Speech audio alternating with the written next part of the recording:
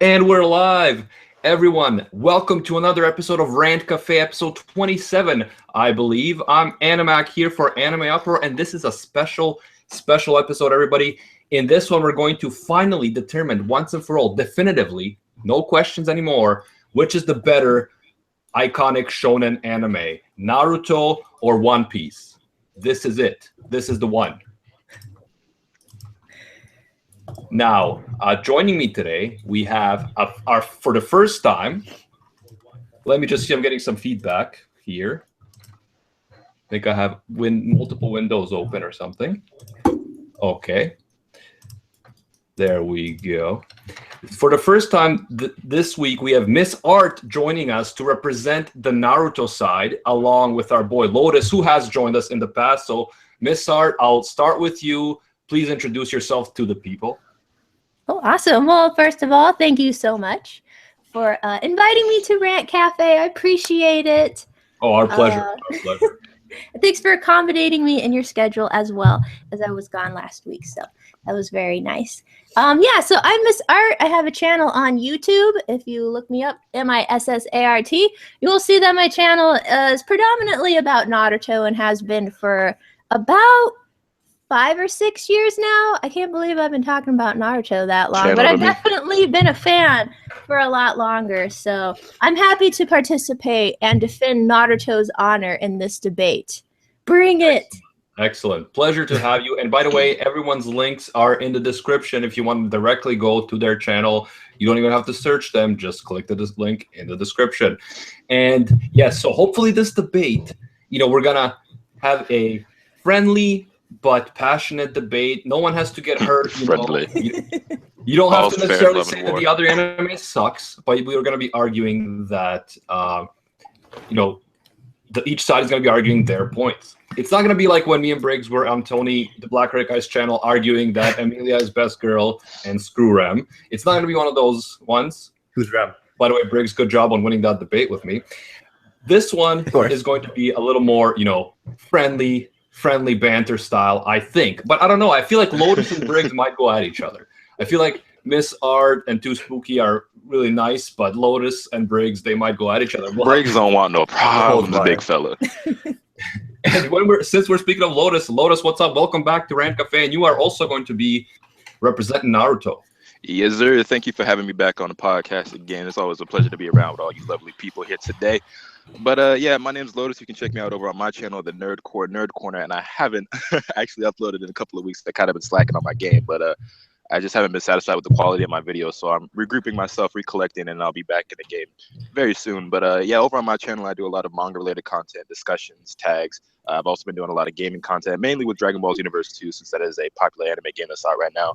But with the release of Injustice 2, I might be doing some content on that in the near future because I'm having a lot of fun with that game right now.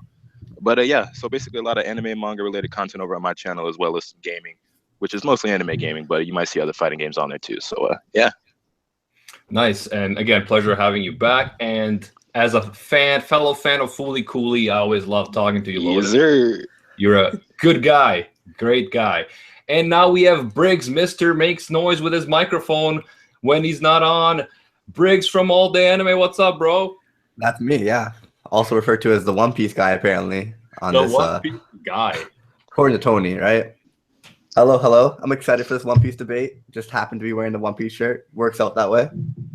Just so happened, huh? Right. I was actually laughing like, whoa, what are the odds? Oh, my channel. Yeah, All Day Anime. I do facts and things. I explain stuff. All the anime. All the animu. He does things and stuff. Good things and stuff. Go check him out. Nice. Yeah. And by the way, last but not least, we got our boy Too Spooky, who enjoys both Naruto and One Piece, but he is first and foremost a One Piece fanboy, and he will admit that, I think. What's up, Spooky? That is correct. Thank you once again for having me on, Mr. Animac. And yes, I'm a huge fan of both Naruto and One Piece, but personally I feel that One Piece is the superior series, which is why I'm going to be siding with it today. But my channel it's kind of a clusterfuck, to be honest, but it's mainly based around facts, and it's not anime exclusive, but the majority of my content is anime related. So yeah. Yeah, absolutely. Check out all of these lovely people's channels, guys. I was personally influenced by all of them in some ways. Spooky knows in particular that me and Gozan were influenced with some of his facts videos because he works so much and so hard on them and puts in such effort that we appreciate. Now that we made a few of those videos, we definitely appreciate even more how much work you put into it. And of course, Briggs has been doing a great job on his channel recently as well. So yeah, great people to hang out with, great YouTubers overall here on Rant Café. This is why we are, according to Anbu, the greatest podcast of all time. That's That's Hell why yeah. I like to quote other people, so it's not me, you know. I'm humble, but it's like it's the people who say that this is the greatest podcast of all time. Right. Way better than that thing Giguk was doing before, you know. But okay. There was a lot of hype for this debate, even last week. It was a completely different. We were talking about anime conventions because Anime North is this weekend, and Briggs. I'm going to be meeting Briggs for the first time IRL, including Anil as well, Mackelnot, Vector Maximus, and a bunch of people there this weekend. But yeah, people were, even last week, they were Naruto versus One Piece. They were going at it. So I'm really looking forward to seeing how the chat is going to be reacting to this and how everyone here is going to be reacting. And if in the chat, if you have certain questions and points you want to raise, be sure to do it in the chat. I will be moderating because I personally haven't watched much of or really care for either of these shows. I'm sorry, guys. I'm sorry. Yes. But in that sense, it means I really have zero bias in this topic. So I You're will all be the moderator. a neutral candidate moderator. Yeah, I'm like that, conceited snob guy who's like, oh, mainstream shonen? No way, man. I only watch Ergo Proxy and shit. Serial Experiment Lane, man. Yeah. Fooly Cooly. Oh, wait. I don't see the issue. But yeah, so who wants to start off kind of just sort of introductory remarks, why you love your show and why you feel like it's the stronger show? I will open the floor. Whoever wants to start. I'll hop in personally, because I got some things I want to get off my chest. So I wouldn't really call myself a One Piece hater, although I've been called one by One Piece fans. But one of my biggest gripes with the show is that it just starts off really, really slow. And I think this is something that even most One Piece fans will agree with, some of the more level-headed ones. And it's just, I've personally never been able to get into the series for that exact reason. When it comes to both the anime and the manga, I've never made it very far in the anime at all. Probably not past the first 10 episodes just because it's something that never interested me when I was younger or even now that I'm older. But with the manga, people always say that, oh, it gets really, really good after this part. They always say, like, at this arc or this part or after this main chapter is when it starts to get really, really good. And even if that's the case, I don't feel like that justifies how much work and time you have to put into a series in order for it to become enjoyable. Because in my personal experience, I read the first 100 or so chapters. It was at least 100 chapters. And I thought it was so-so. It was okay. It wasn't great. It wasn't horrible. But it wasn't really my cup of tea. I'm not a big fan of pirates. I wasn't really invested in any of the characters. I'm also not a huge fan of Eiichiro Oda's art style. But, that's a subjective thing. We all see art differently. We all have our own perspective on that. But I don't feel like saying that you have to get past like the first 200 to 300 chapters of a series and then it becomes the greatest thing of all time justifies that, because there are so many series out there, in my opinion, that are phenomenal and they are only about 100 chapters. Like I think Death Note is like 112 chapters total, and it's obviously hailed as one of the greatest series of all time. It's a classic. People love Death Note, and that's always one of the comparisons that I make because it's short, sweet, to the point. It's an amazing story from start to finish. You don't have to wade through the lesser part of a series in order to get to the good part. But that's just how I feel. Yeah, see, I agree with you. That's a really good point that Lotus you make, because some people say, oh well, you haven't read the manga. If you watch an anime, you're like, well, you haven't read the manga. Well, an anime should stand on its own, but also with a manga, if it doesn't draw you in within the first 100 chapters, like what are we doing here? So it's absolutely legitimate to say this is not a good or my favorite show or manga because I couldn't get into it, even though you haven't read the whole thing, if you've given it a chance. And I think over 100 chapters is definitely giving it a chance. So do we have a rebuttal from the other side? Either of you lovely gentlemen. It looked like you wanted to jump in, Briggs, so go ahead. Yeah, I'll jump in. You could add something too if you want. Basically, for me though, I could agree. Great shows should not take that amount of time. In my opinion, I very much enjoyed the Bra TA arc and the Arlong arc, which were pretty early. But I'd say One Piece takes about 25 episodes to get going, which is not a solid defense. But to counter in terms of Naruto, I enjoyed the first 60 episodes of Naruto, or like however many chapters that equates to.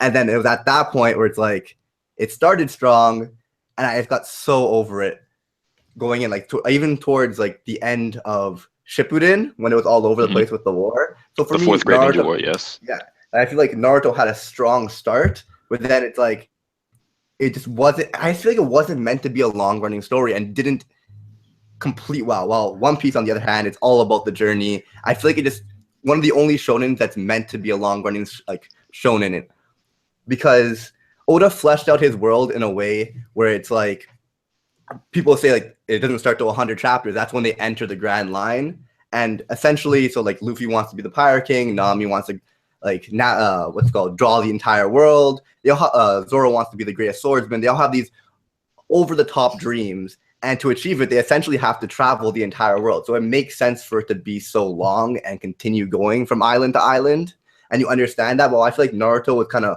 all over the place, and it had a strong start, but then it lost me along the way. That's a on. good point too. I want to say, because I've heard this point before. Again, I'm not an expert on the subject.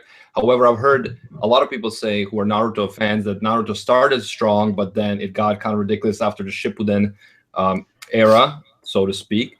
And missART, you actually you've been handling Naruto on your channel for a long time, and now you're also making videos about Boruto, right? So you know your stuff.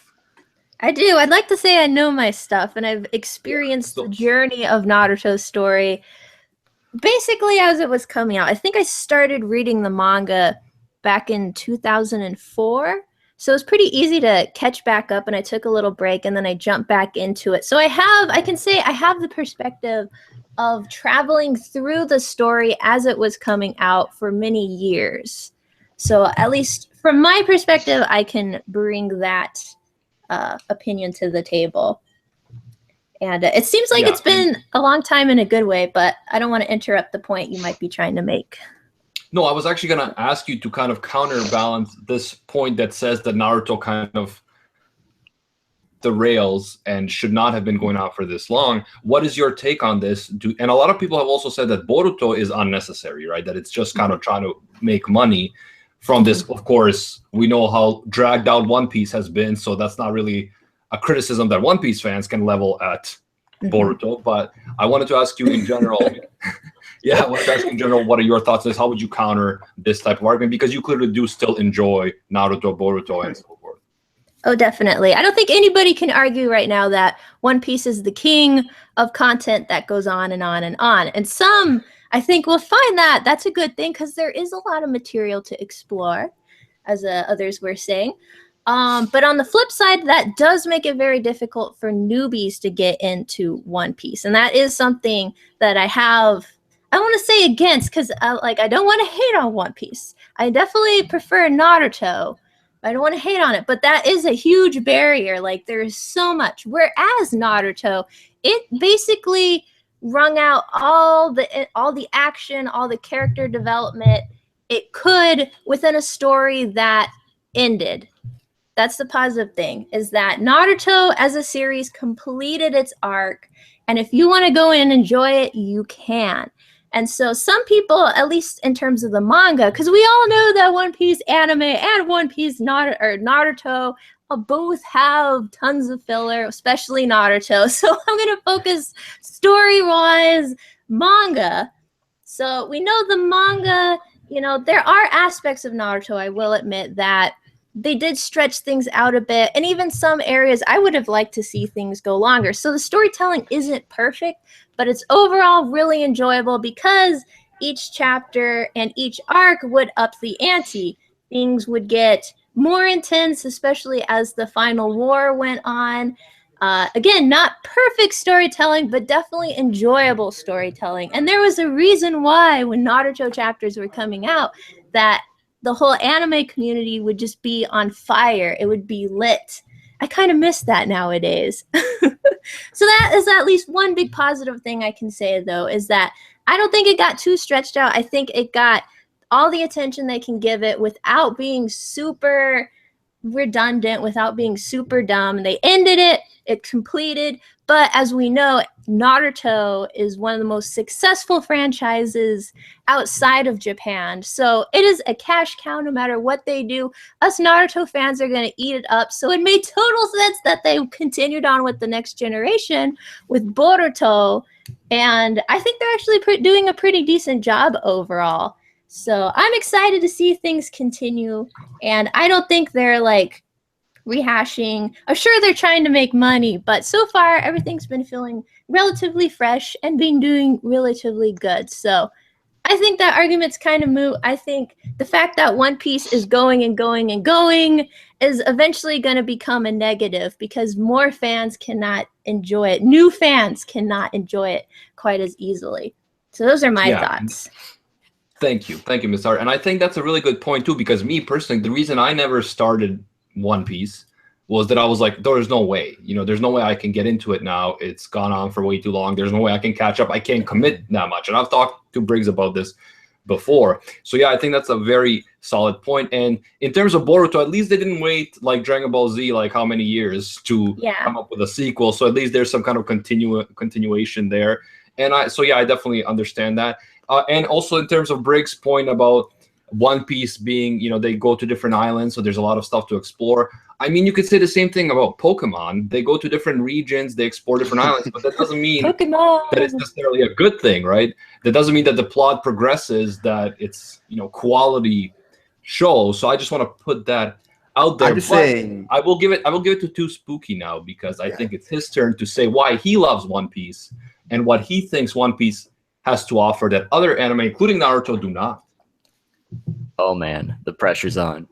Well, before that, while I have it in my mind, I just kind of want to rebuttal something or what Lotus said earlier. So he was saying how One Piece, it had a very slow start, very hard to get into.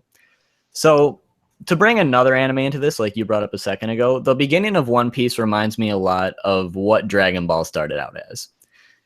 Like Dragon Ball, it wasn't meant to be a long-running series.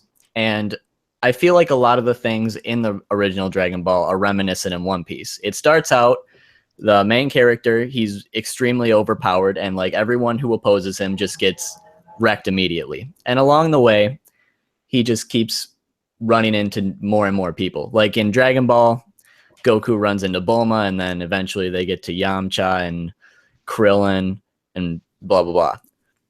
Whereas in One Piece, he's the captain and he wants to become the Pirate King. So he has to find his crew members one by one. And you can't just give him a crew of people with no meaning. You have to develop these characters along the way. So you have to give them each their own story.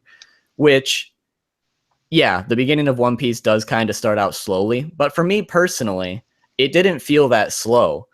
I mean, I guess that's kind of subjective. Okay. That's a fair point. Yeah, and it depends too, because some people will say that Mushishi, for example, is slow. Not much happens, it's very calm of a show, and that's boring to them. Whereas I personally love Mushishi. I feel like it's almost like a meditative experience to watch a show like that. So you're right about the subjectivity of these sort of perceptions. And by the way, there's a lot of tension in the chat. I see whenever someone's talking, they're like, you get him, missART, you tell them. And then someone else like, no, it's too spooky. Too spooky. Gonna show you guys. So I like it. I like the tension. I like it's cool. It's cool. There's a lot of, positive pressure in the air. But yeah, I definitely think that this debate is off to a good start. Let me see if we have something in the chat interesting so far before we continue. We had a few people talking about the slow starts. We had a few people talking about, I think Josh Duffney said that he started One Piece in March, and he is now on episode 443 or something.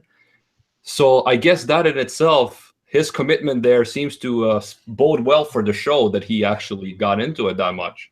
Well, he's been watching it so religiously.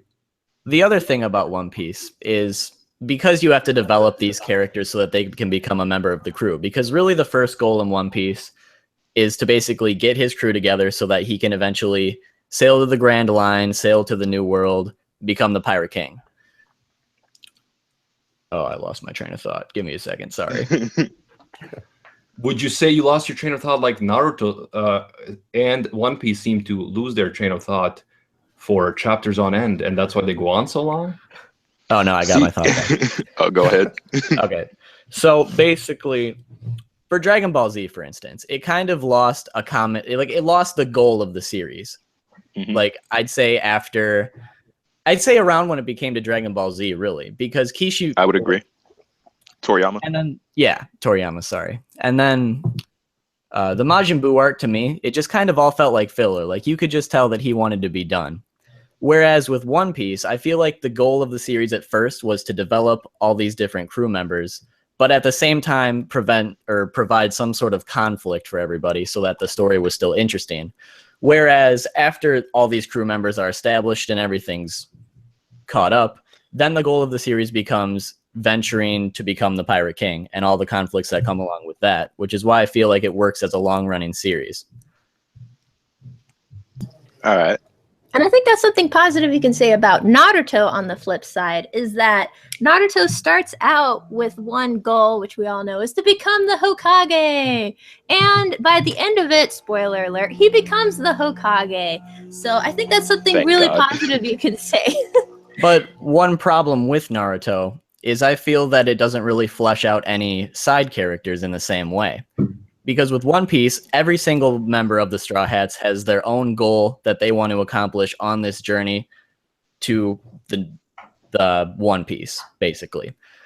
Whereas with Naruto, like, he wants to become the Hokage, but you don't really hear the same thing from anybody else. Like, you hear a couple people during the final battle where they're like, oh yeah, I want to be Hokage too. But we all know that's Naruto's goal. What are their goals? We don't know. And a lot of them don't accomplish it. That is something that I would give to One Piece, that there are several characters in that story that do have their own clear set goals in mind.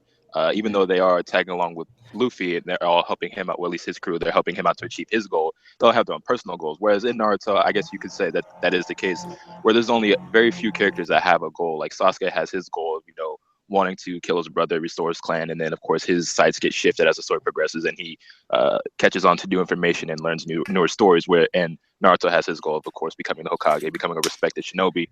And I wouldn't say that detracts from the character development of side characters, because there are several characters who I feel do develop a lot. You have the Zabuza arc where there's some amazing development in that story, and then you have Sasuke and anyone from the Uchiha clan, honestly, and then all of Naruto's villains, because he's one of those characters that I'm gonna give you a good old-fashioned pep talk, and then we're gonna become pals. And then, so I do feel like there is several characters with development, but that is something that I will give to One Piece that edges it out, that there's just more than just the main character who has a clear set goal in mind.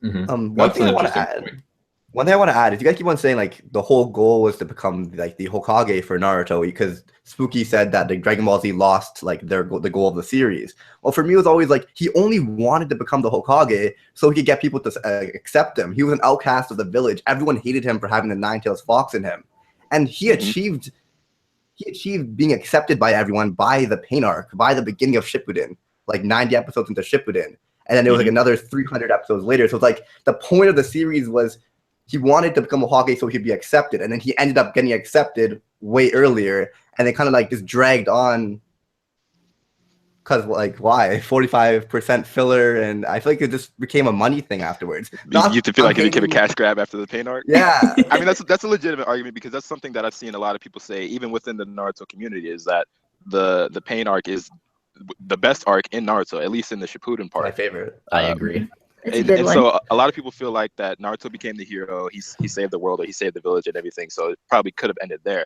I would agree for the most part, except that we still had unresolved issues elsewhere. Even though Naruto pretty much achieved the major part of his goal, which is becoming accepted and being loved by everyone in his village, you still have characters like Sasuke, for example, who's damn near the main character himself, a very prominent character in the series that has all these unresolved issues and aspirations and a whole storyline that's practically a separate manga in itself, with him going on in the background.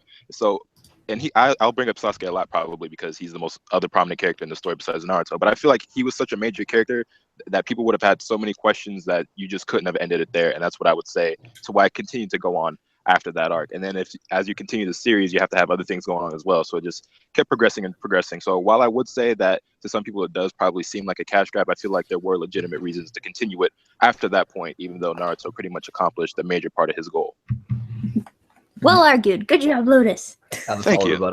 Good work. Good work. Let me bring counterpoint against One Piece brought up in the chat. And by the way, Not Too Fired Up says that he's Team Naruto, but he's also rooting for Too Spooky. So it sounds like, he's very conflicted. Sounds like he's conflicted. Yeah. Soul Maka, the big One Piece hater in the house, and he says that One Piece should be condensed and it would be more interesting. Look at arcs like Skypiea and Dressrosa. So what do you One Piece guys say to that? Okay, I can say that Skypiea was my least favorite arc because I felt that it dragged really hard, which I will agree with you there. But Dressrosa, on the other hand, I feel like there was always something happening the whole time to make it interesting.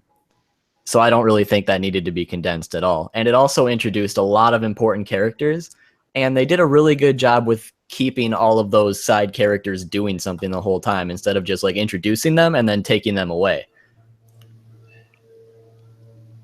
Yeah, that's one thing I love about One Piece. They even like, because there's so many villains that were introduced in Dressrosa, and they are all so fleshed out, and like to the point that I actually started to care. You know, the dude with the pacifier. Oh my god! Oh my god! Like he was drawn so weirdly, but like everything had a meaning, and it was just so amazing. But I agree, Skypiea was dragged out. So a question I have to the One Piece side is like, is there an end anywhere in sight? Like, because as someone from the outside looking in, it seems like One Piece it could continue on for another decade or two with no clear end in sight. Like there's a goal there, but you still don't know how far away it is.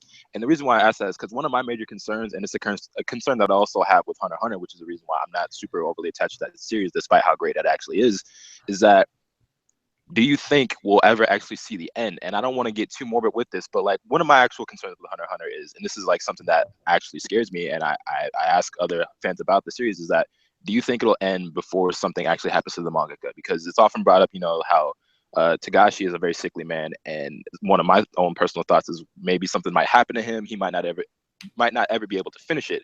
With One Piece being such a long-winded story, I start to wonder the same thing about him, because even though Eiichiro Oda is a very healthy man from what I can understand, he's also an extremely hard worker, which is, you know, much to his credit, but he often seems to be to the point of overworking himself. And I don't want this series to be something where he's one of those mangaka who overworks themselves, they become exhausted, and for one reason or another, he can't actually finish the story, because I think that'd be a huge detriment to the series despite its popularity, is that you have all these setups, all these amazing goals in mind, all this character development, and then it ultimately leads nowhere. So I guess my main question is like, is there a clear end in sight? And if so, how much longer do you think One Piece can continue on for before you do eventually reach the end? I would say that the end is definitely more of a possibility these days. Like you can definitely see where it's going, because right now, without spoiling anything, basically to find the One Piece, they need to get to this island called Raftel, which is basically at the end of the line. And to get there, you need to read these things called the road poneglyphs, which are in possession of the 4 Yonko, which are basically the strongest pirates that ever were. And basically, they're getting to the point in the story now where they're starting to go up against these Yonko in one way or another, or they're dealing with them in some way, and they're getting to these road poneglyphs. So the only thing that I can really see after getting that far is some sort of arc probably dealing with the Marines, and maybe 1 or 2 small ones in there. But otherwise, I can't see the series going much further than that. But of course, it's One Piece, so you can't be too sure.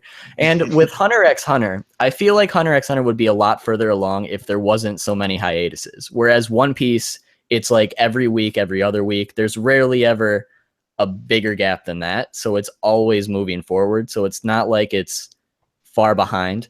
Mm-hmm. Whereas Hunter x Hunter, they took off like how many...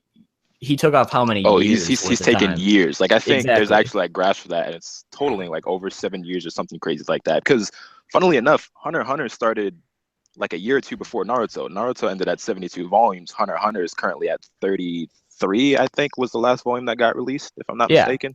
So I feel like that series by itself you'd be able to see like some sort of an end in sight for that one as well, if it would actually like get moving.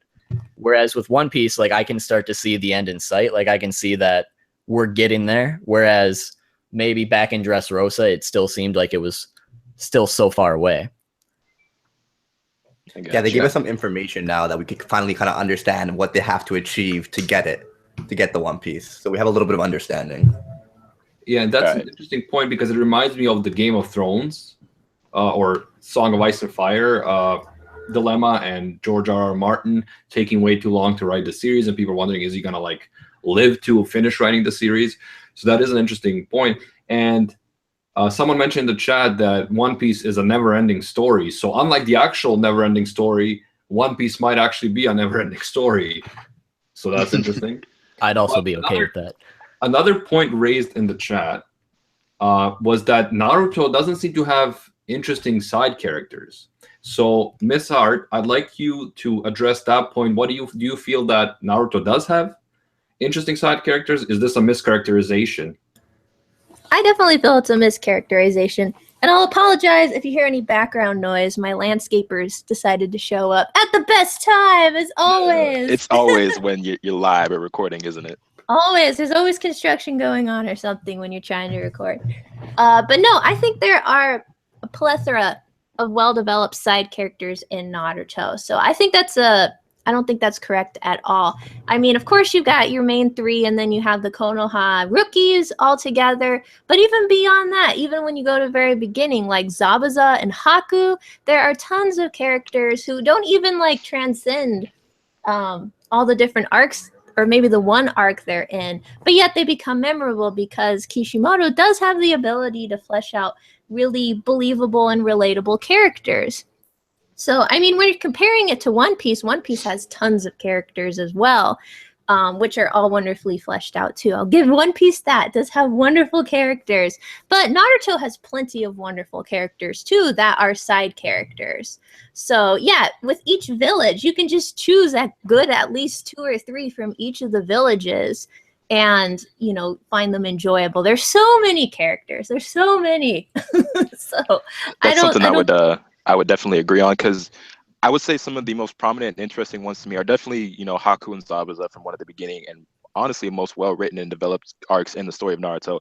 Zabuza's character development from a villain to whatever you want to say he became towards the end of that arc was incredible to me. Haku was a really interesting character for more reasons than one, not the least of which being what gender Haku actually is. But then you also have characters like Rock Lee and Neji, who also developed. Those were both very, very strong characters in the series. And if you don't think they played major supporting roles and you didn't find their backstories and their origin stories very interesting, I don't know what to tell you. And then, of course, there's Gaara. Can't forget about Gaara. Because not only was every fight that Gaara had an incredible fight and just something to really behold, and everyone knows about the Rock Lee versus Gaara fight, but also he had some amazing character development and went through a story that was a lot like Naruto, our main character, where he was someone who was an outcast and he wanted to be respected and loved. He didn't realize it at first, but he grew to learn that from Naruto himself, and he became this amazing character that was, respected and accepted by many people, and became to be a very prominent and powerful person in the Naruto world. And then you even have other characters who didn't play as major of a role, but were still very interesting and had interesting stories behind them, like Kimimaro, and then his relationship with the character Jugo that we don't even meet until Shippuden. And it's interesting to see, how we meet this character so much later on in the story, and then we find out that he had this relationship with the character that we met in the first part. So I can't speak on, how many characters One Piece has, because it is a very not character driven, but it's filled with a lot of characters that all have, goals, aspirations, development. But I would say that Naruto has more than its fair share of interesting characters and characters with their own developments. Well, definitely. The thing is, I wouldn't really consider the antagonist's side character. I think when I think of a side character in Naruto, at least, I think more like Naruto's classmates. That's who I think of as a side character. And one example of a side character that I can say in Naruto is just completely thrown under the rug and stomped on. I see where this is going. Yeah, I'm like, Ten. Right there. That's the biggest I thought you were going to say Sakura, but yeah, 10-10. So. Either one. It's a shame because I liked 10-10 like back in the day. I was like, oh, she seems like a cool character, and she was pretty unique too. Yeah, they tossed her under the bus. So yeah. I'll give Sakura some credit. Like they tried. Like he tried so hard to buff up Sakura, but then as soon as it came to the final part of the war, she didn't do anything, and it just boggles my mind. Hey, she had that moment where she contributed in that tag team with Naruto and Sakura. She's like, I finally caught up to them. Granted, everyone else in the fan base were like, no, you didn't. Sit back down. But then she's still back there like, yeah, but they're still so far ahead. And she didn't really do anything else. And it just kind of I want to give her more credit than most people do. because there are things about Sakura I do like, and her fight against Sasori is one of my favorites. But I'm talking more mainly the other classmates who didn't get very much. Like obviously, like Rock Lee, Neji, and a little bit of Hinata. Like they definitely got what's the word? Some Development. time to shine. They some got development. favored. They got favored. Oh, I got you. Whereas the other ones were thrown aside. Like even like Shino, just completely nothing.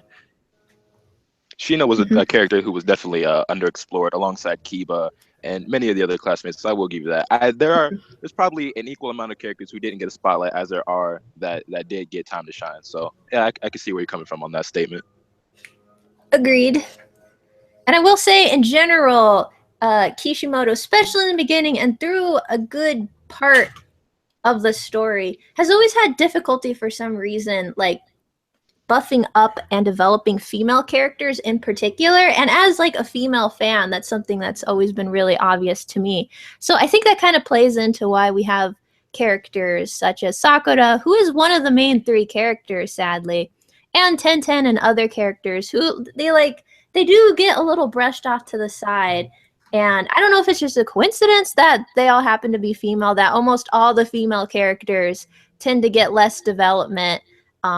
Granted, there are less female characters in general, but I do feel like there was room to develop a few more characters. And in a perfect world, Kishimoto would have. But So I have a question Oh, I'm sorry. I didn't mean to interrupt. Go on. I just want to cut in a little bit. I just want to say some very good points. And I thought you guys, Lotus and missART, did a great job countering the whole side character narrative. You made some really valid points. One thing that I was going to say about the whole now where was I going with this? Because I've been looking at the chat. Oh yeah, the Cartoon Man has said that this is a nice debate so far. He thinks it's awesome. He's really enjoying it. So I just want to let you guys know that you're doing a great job, as I thought you would, and people are loving it. People are enjoying it. And the one thing, missART, that you brought up about female characters, I think is interesting, because I feel like we have that problem in many anime, like Death Note. Female characters that even came out later than Misa was only added because there was like no female characters, right? Yep. So we do have that problem in anime in general. But personally, as someone that doesn't know much about One Piece, I can't even name any female characters. So is One Piece better with developing female characters, would you guys say? Because for me, as an outsider, I don't have any first impressions about One Piece being better at this. Well, you got this, Briggs. Yeah, Nami's backstory. So there's two females on the crew, Nami and Robin currently. And the one thing I like about One Piece is they've all had like really thorough backstories, and they're all ridiculously sad for some reason. They all have to be heartbreaking. But essentially, a group of fishmen took over Nami's island and was holding them all hostage. And basically every month they had to pay a fee just to be allowed to live. And Nami's like stepmother was killed because she didn't have enough money to pay for her kids.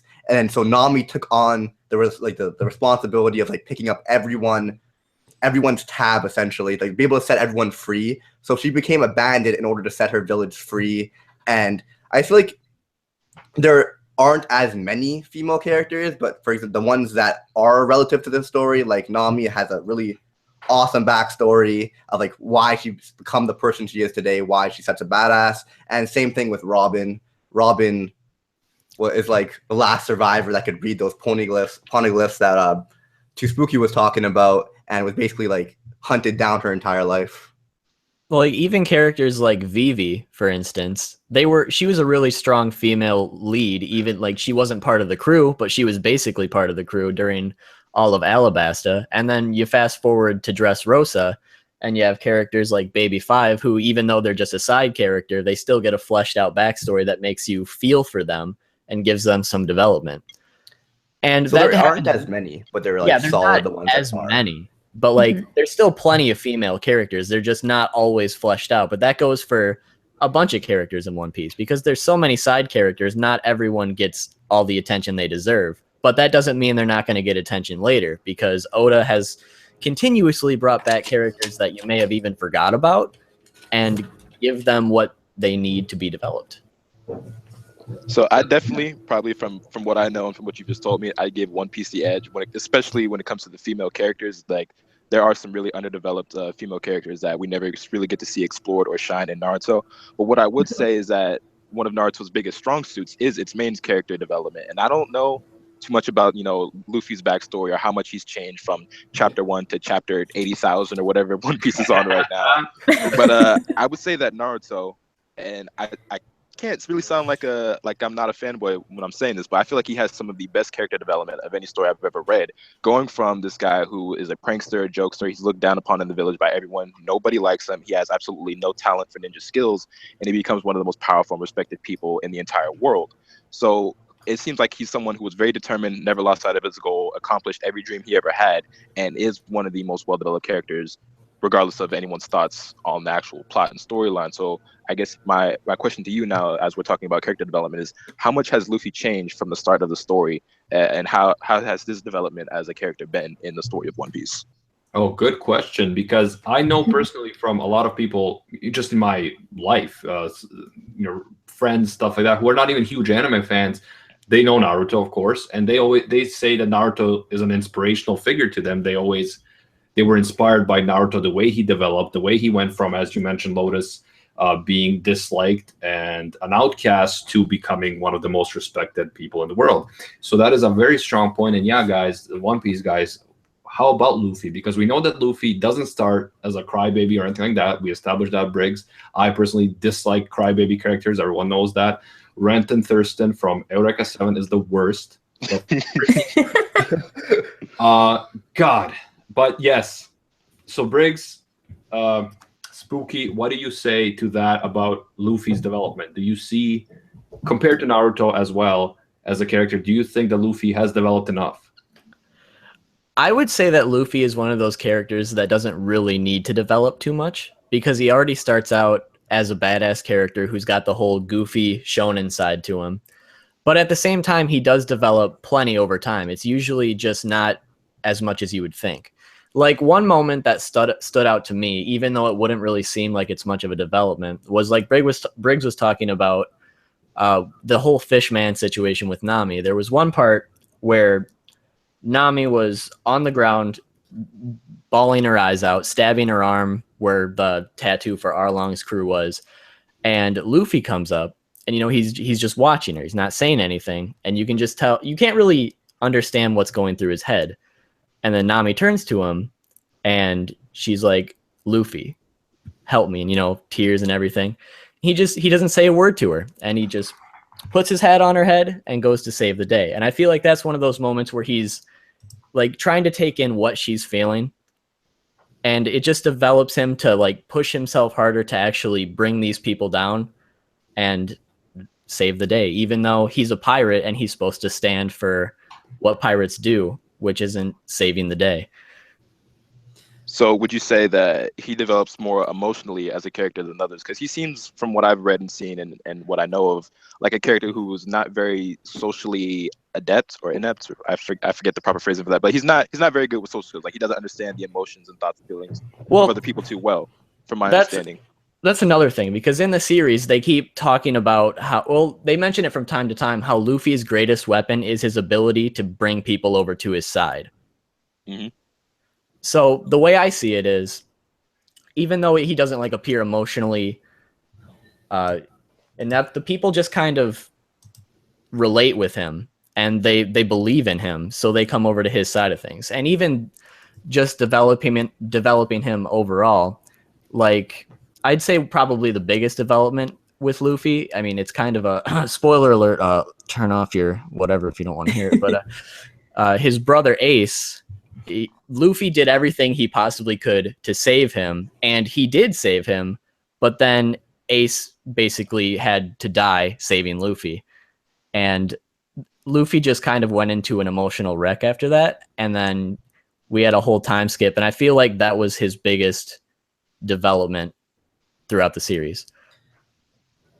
I agree. I think he's just not on the same level as Naruto. It's impossible. Like Naruto, I could give that to Naruto. Naruto, like the main character, had to develop so much. He was such an underdog character and came from such a low place to the end point. I just think Luffy, like you were saying before, like everyone relates to Luffy. I think Luffy is such a perfect character for One Piece.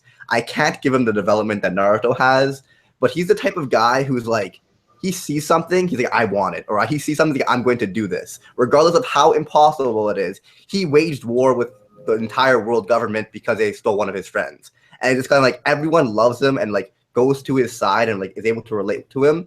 Because like no one else can see themselves, like put themselves in that situation where they're like, shit, this guy does not care. It's perfect for someone who wants to be the Pirate King. It's like anything he believes in, he's going to do it, regardless of like if he has to sacrifice his own life. So he's saying he believes it. Interesting. These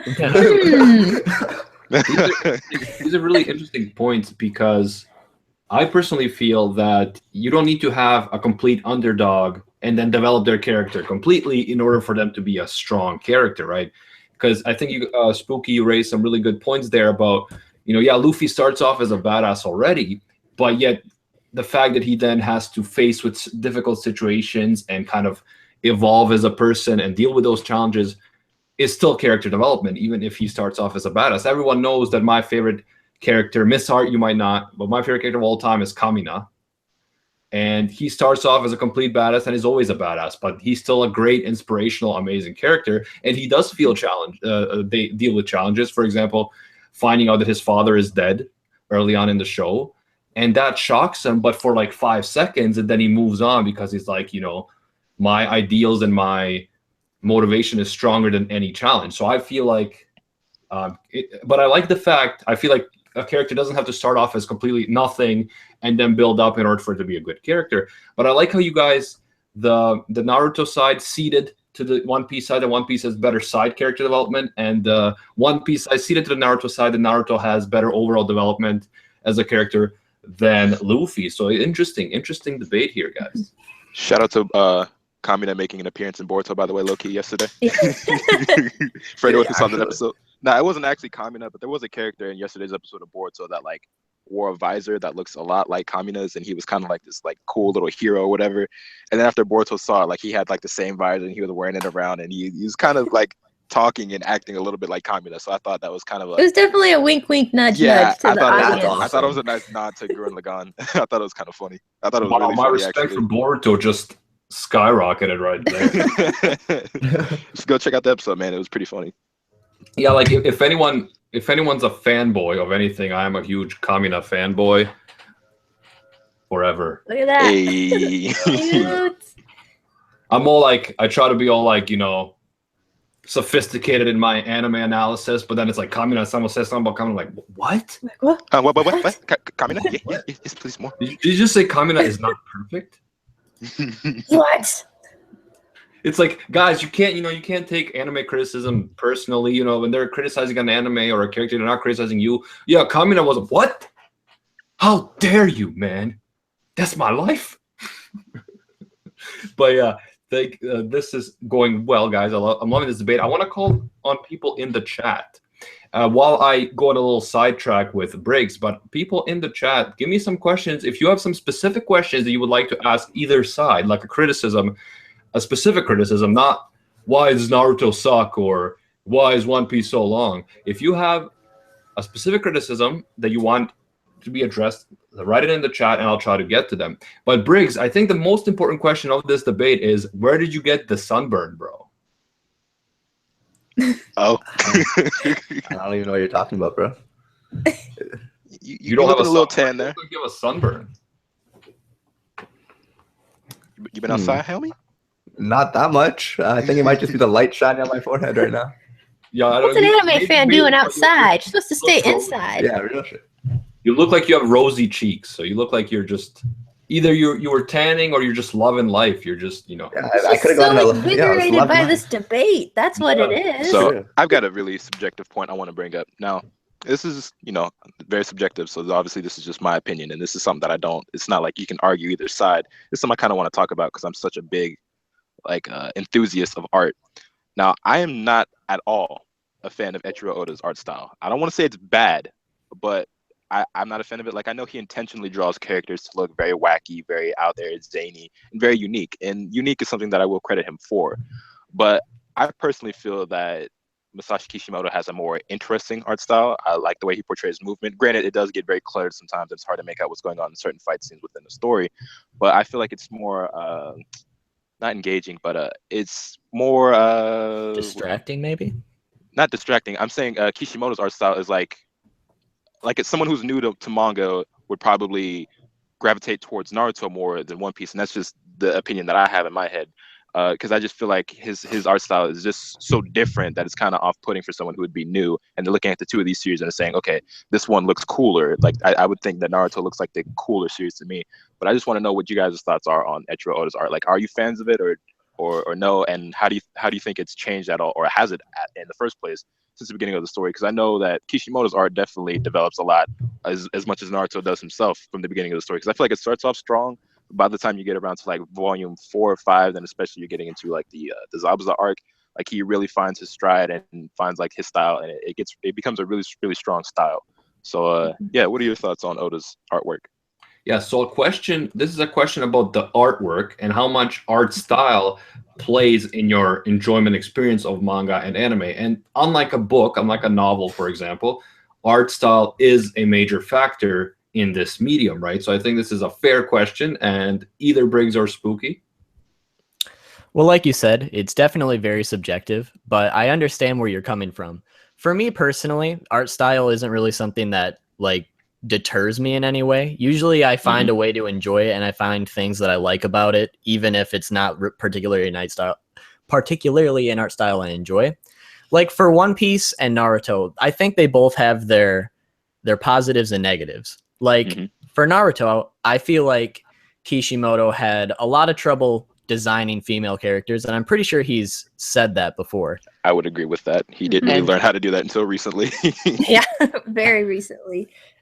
And I also feel like, compared to One Piece at least, I feel like not as many Naruto characters are as unique, because with One Piece, since it's a little bit more on the different goofy side, he can do a lot more and make these characters a lot more interesting and different from every other character. Whereas Naruto, even though there are characters that definitely stand out from others, there are some that look relatively similar and they don't really stand out as much. And like you said, in the beginning, like Naruto, he really started, or with Kishimoto, he started really getting his art style down at a certain point. With One Piece, you can definitely see a difference from the first however many chapters until now. The female characters definitely got developed, if in more ways than one.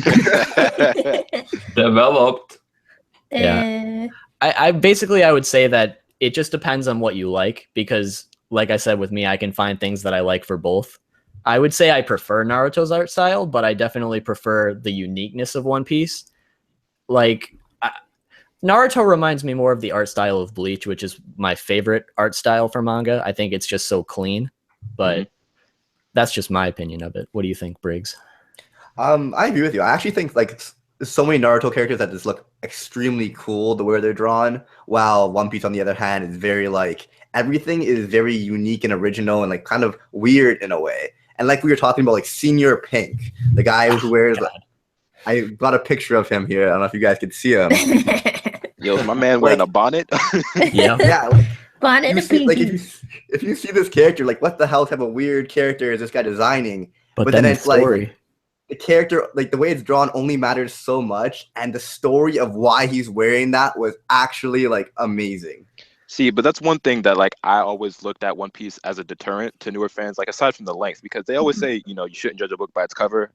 But everyone People judges a do. book by its cover, right? People like, do. Yeah. Like if you're looking at manga, one of the first things you're going to look at, obviously, is the artwork. And if the artwork doesn't look intriguing to you, there are people out there, myself included, sometimes that might not even give it a chance. Now, if I'm recommended something and I'm not a big fan of the art, I'm someone I'll give anything a shot if people tell me it's good. And I do feel like a story should be able to stand on its own legs as a story, and with that merit more so than the artwork. But there are manga out there that I have read that I'm not a fan of, with one of the major reasons being the artwork. Like, for example, some of you know that my favorite anime of all time is Fooly Cooly. I'm a diehard Fooly Cooly fanboy. And there are actually 2 volumes that were published by Tokyo Pop for Fooly Cooly. It's a manga that was made after the anime. And I think it is possibly the worst manga I've ever read. And I completely forgot about that. yeah, like think I own the those. volumes. I think they look kind of cool, you know, because it's got a nice little color to them, and I'm just such a fanboy. Like I just had to have them. But when I bought those volumes, I expected the artwork in the manga because I never even knew it existed. I saw it pop up on eBay, and I just bought it without hesitation. I expected the artwork inside to look like the scenes in the Fooly anime, where like they change it and it looks like a manga.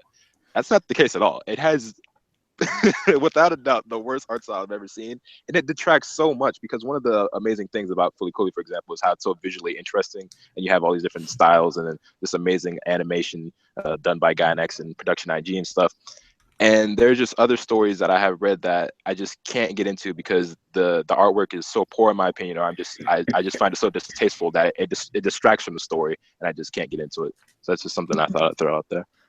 But like, what about Hunter x Hunter, for instance? Oh, I think the Hunter x Hunter manga is very well written, but is also one of the most poorly drawn, and it is very distracting. And I would never recommend the Hunter x Hunter manga to anyone. But that's just me. Like, I know there are people out there who would, but I would always tell, like, if anyone ever asked me about it, I'd always tell them to watch the anime. Because for one, it has a decent ending. Like, there's an ending point where you can stop and be somewhat satisfied. Whereas with the manga, not only do you have to suffer through Tagashi's artwork, whether it's the cleanup versions or not, there's just some very, very poorly drawn panels and entire chapters in there.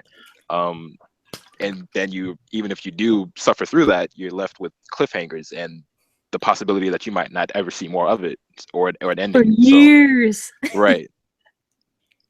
Yeah, No, I completely agree, Lotus. I just want to piggyback that. I'm really happy that you brought that topic up about One Piece, because that is one of the criticisms I do hear about One Piece, besides its length, as we have noted, is its art style. And as an artist, I can appreciate the exaggerations and how much skill Oda has in creating all these funky characters, which he can back up with interesting and in-depth analysis.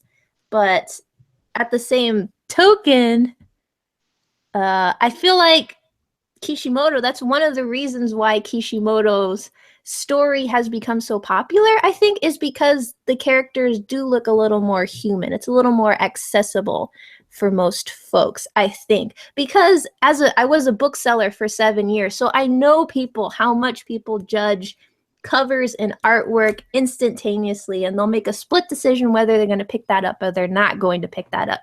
And I feel like that's kind of one of the reasons One Piece hasn't become quite as popular here in the West in comparison to Naruto, is because of the art style. And I personally think that's kind of a shame, because Oda is such an accomplished artist.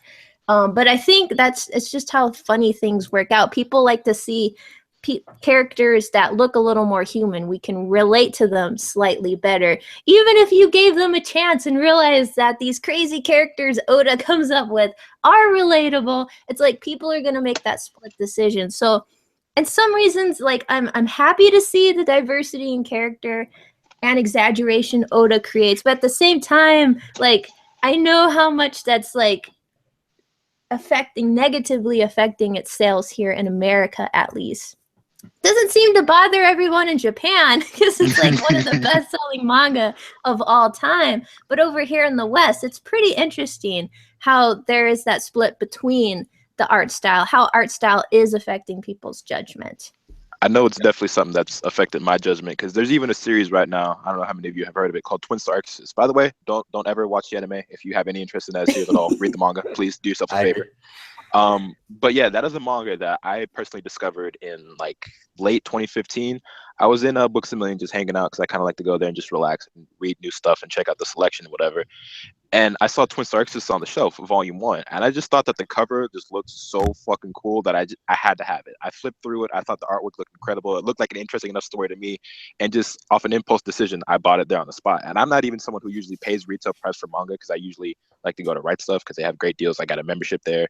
So that's usually my go-to spot. But I just thought that the artwork looked so engaging and interesting and just aesthetically pleasing to me that I bought it right then and there. So I know that there's millions of other people out there in the world who are just like that, where they're going to judge something and they may or may not make an impulse decision on whether or not they're going to pick up on something simply because of the way it looks, especially with manga, which is, so artwork based, like it's so artwork heavy, like it plays a major role.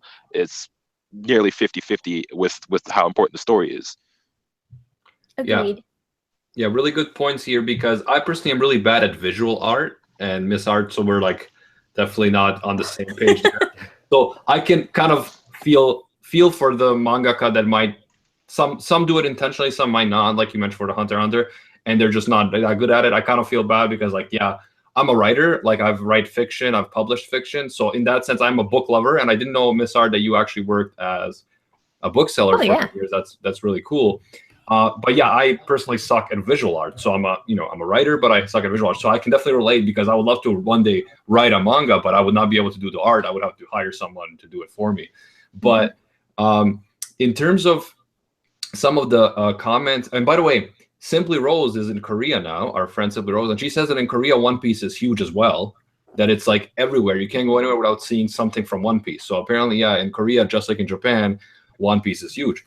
But we had some really interesting comments from comments in the comments. Now I might have lost it, but I think where did I leave this now? Give me a second. Take your time, homie. I'm envious of all these people going to South Korea. Man, Simply Rose, I feel like she just went there, unless she's still over there. And I've been seeing, it feels like I've seen so many people on YouTube and Twitter lately who are traveling out of the country, whether they live in, it's been a lot of people from the Americas and UK. I've seen that, like, they're all traveling to Korea or Japan. I'm like, damn, I've never been outside of the country, and I'm just so envious. It's like, must be nice. Like, I've never even left the East Coast of the United States, let alone travel outside the country. Oh man, I hope you do one day. It's great. There's so much it's one of my biggest dreams is just to travel, and I just haven't been able to do that. Like, I've traveled, a decent half of the country over on this side, but I want to go to other places like London. Come to the West Coast. I'd love to go to like San Diego or LA or something for fun. That'd be great. Yeah, I've been to Europe and Latin America, but I haven't been to Asia yet, and I definitely want to go to Japan, Korea, Philippines, like all those countries I would love to see, and will soon, I'm sure. But okay, I found my question, and it's from Nux Taku, by the way, great YouTuber, Nux Taku. Shout out to him. He says, One Piece has a world of people with varied opinions, but Naruto has a big time main bad guy complex. So I think what he's saying here is that Naruto is more black and white, whereas One Piece is more nuanced in terms of different opinions, different conflicts, different ideas of bouncing off each other. So what do you guys think about that criticism? I would disagree. Well, I would say that Naruto definitely has several points in the story where it is kind of black and white, and everyone who's currently involved in the story at that point, they are very like-minded, and there's like one main villain. But I would feel like even towards the end of Naruto, where it's like the Fourth Great Ninja War, there's a lot of conflict during and before that where people don't agree. Like, getting the Shinobi Alliance together and then finding a common enemy was a very difficult thing for them to do. Like, during that whole Five Kage Summon arc, all of the villages were in disagreements with each other, and they didn't, like, there was even one of the villages, I forget which, I think it was the Tsuchikage, who he admitted to using the Akatsuki for his own personal means and hiring them to do missions for him, which was very, very, very frowned upon by some of the other villages, mainly being the Leaf, because they look at the Akatsuki as such a dangerous enemy. So I would say that there are definitely arcs and are definitely villains where everyone looks at them and goes, okay, this is the bad guy, we all need to team up. And then even though that does happen again towards the end, there are moments where it's like, okay, you have to, there's things that happen beforehand in order for you to reach that point where people are in agreement and deciding this is a common enemy. Okay, that's fair. I would say this is actually probably one of the reasons why I prefer One Piece, because the way I see it is, in One Piece you have all these different kinds of traits. Like, you have the good, the bad, or the evil, we'll say. You got your neutral, your chaotic good, lawful evil, that whole spectrum. Whereas in Naruto, even though those things are present, like, I will admit they're way more scarce, especially towards the end of Naruto Shippuden, because at the very end it mainly just becomes, oh, hey, this is the good side and this is the evil side. There's not really anything in between. Like, there's maybe a very small handful of characters who still remain in their own little world, but there's not a whole spectrum like there is in One Piece constantly. Right, like that whole nuance is probably way more prominent in One Piece, and I can't speak on it personally, but I'd give it to you just off of principle, I guess. No, I would agree as well. What would you say to that, missART? I would agree as well, and I'm not quite sure if this plays into just how long and how much more development One Piece has gotten overall, considering where it is in its storytelling. But yeah, I agree that Naruto, it has its moments where there's definitely disagreement, and we're definitely getting multiple perspectives on one dilemma, but at the end of the day, everybody usually gets on board, and there's one main villain usually, and everyone agrees they're going to kick their butt. They all agree to a plan at the end of it. So you do start out with nuance, but then it gets pretty black and white when it comes down to crunch time. So not to say that's not enjoyable, because then you're getting some really interesting battle scenes, and that's when the story can really focus on the action. But I think, yeah, I'd have to give it to One Piece, that it just has a little more room to encompass all the neutrals, all the gray perspectives throughout. And I think it is due to its length and how much it still has to go. You know, I think it's probably fair to say that One Piece has better world building than Naruto, because even though there is world building in Naruto, it's probably not nearly as expensive as it is in One Piece, because you have so many characters and it's literally like all across the globe. And I don't know how the One Piece world works, because it seems like even things like gravity and space and whatever else don't work the same way as they do in real life, as of course it does in anime, but it's definitely different. So I just feel like there's probably more places to go to, because you have mainly the 5 great villages in Naruto. And even though we do visit, have a map, a square map, right? Like you have a defined map, whereas you don't have that in One Piece, I don't think, right? Because that's like one of the characters' goals, to make that map. So it's like you have places that you can constantly discover and explore, and I think that's one of the reasons why you come across so many characters that have these varying opinions, and it also has to do with the fact that there's so many unique characters in that world. So that's probably one of the biggest reasons as to why you have that nuance in One Piece. So more ambitious world building with One Piece. Yeah, because because One Piece seems like one of those series where it was actually started, like one of the very few series out there that it was started with the thought in mind that this could go on for a long time. Because it seems like mangaka, and I don't know if Eiichiro Oda had any series out before One Piece. This might be his only work, or I don't know. But so many mangaka, they get into this business and they don't see, they don't think about, what is this series going to be like in the next 10 years, because they're just, usually happy and excited to have gotten accepted, get published at all. Like there's so many series out there, like Naruto and Dragon Ball, for example, like they didn't expect it to get this popular and go on for this long. They just thought they were going to do a little thing and it would be successful for a while and move on to the next, or maybe even get canned and scrapped. But One Piece seems like a series where it started off in mind with the idea that this could go on for a very long time, and I want it to go on for a very long time, which is a mindset that I don't think a lot of mangaka have at the beginning of their story. But One Piece is like I'm trying to say, is one of those series I think it started off thinking, okay, I want this big wide world and we're going to explore as much of it as possible. Mm-hmm.